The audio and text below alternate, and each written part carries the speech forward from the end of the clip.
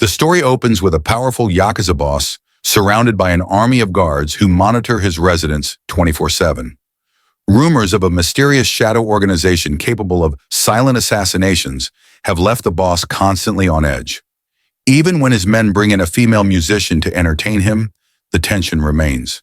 Dismissing his guards temporarily proves to be a grave mistake. Moments later, the musician's scream draws the guards back inside, only to find their boss decapitated. The musician reveals the killer's location, prompting the guards to open fire on a samurai statue. But their bullets are wasted. The assassin, calm and calculating, emerges from the shadows and swiftly eliminates the remaining guards in a brutal display of skill. Having dispatched the low-level henchman, the assassin now faces the boss's right-hand man. In the heat of the battle, the assassin accidentally shoots the musician, an innocent bystander, causing a moment of hesitation and guilt. The aide seizes this opportunity to strike back, subduing the assassin. Upon removing the assassin's mask, he is shocked to discover the killer is a woman. Suddenly, the lights cut out, not due to a power failure, but a deliberate act of sabotage. The assassin is not alone.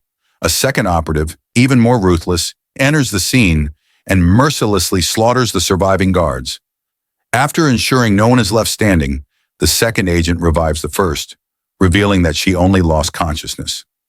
Their mission complete, the two women vanish into the night.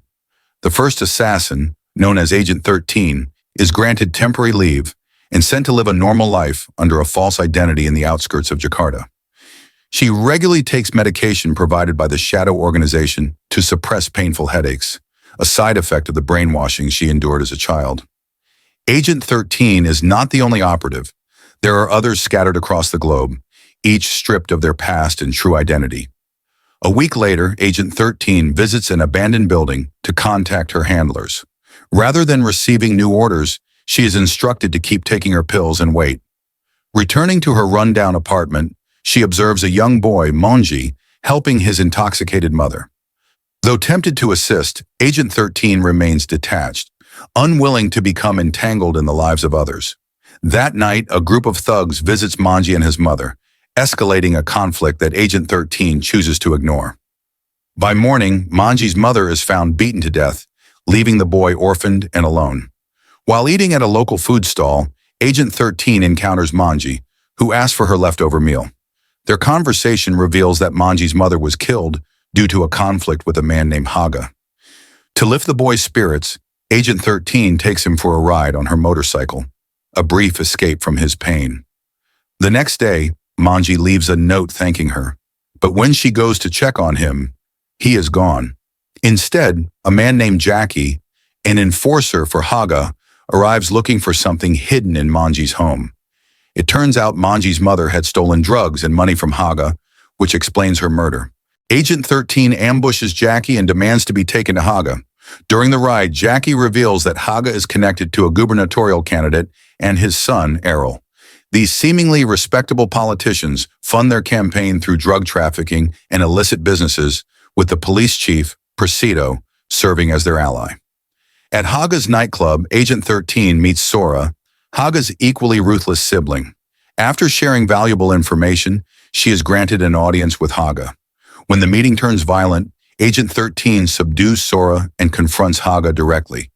The fight ends with Sora regaining consciousness and accidentally killing her own brother in the chaos. Agent 13 and Jackie attempt to escape with a captive girl, but they are ambushed by Haga's guards. A fierce battle erupts, spilling into the nightclub's dance floor. Meanwhile, Chief Presido, enraged by Haga's death, begins an unorthodox investigation. Suspecting Jackie of harboring Agent 13, he leads a raid on Jackie's home. Agent 13, using her motorcycle, arrives just in time to wipe out Presido's men. She corners the police chief but is betrayed by Jackie, allowing Presido to escape. Agent 13 tracks Presido to Errol's mansion. There she learns of a secret agenda. The politicians plan to continue their drug dealings with a powerful supplier named Kabil. Seeing the potential in Agent 13's deadly skills, Errol's father spares her life, hoping to use her as a tool against Kabil. However, when Monji dies from the injuries inflicted by Errol's men, Agent 13 rebels. With Jackie's help, she turns against her captors during the drug exchange, triggering a bloody conflict.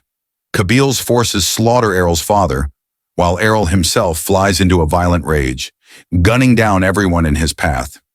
Despite his bravado, Errol is no match for Agent 13, who ultimately kills him, ending his family's reign of terror. As the dust settles, Agent 13 and Jackie escape, but their freedom is short-lived. The Shadow Organization's manager and Agent 13's former mentor capture them, enforcing the organization's ruthless protocols. In a final twist, Jackie sacrifices himself to save Agent 13, allowing her to confront and defeat Troika, another elite assassin. The battle leaves Agent 13 forever marked by the bloodshed, with the Shadow Organization still looming over her future.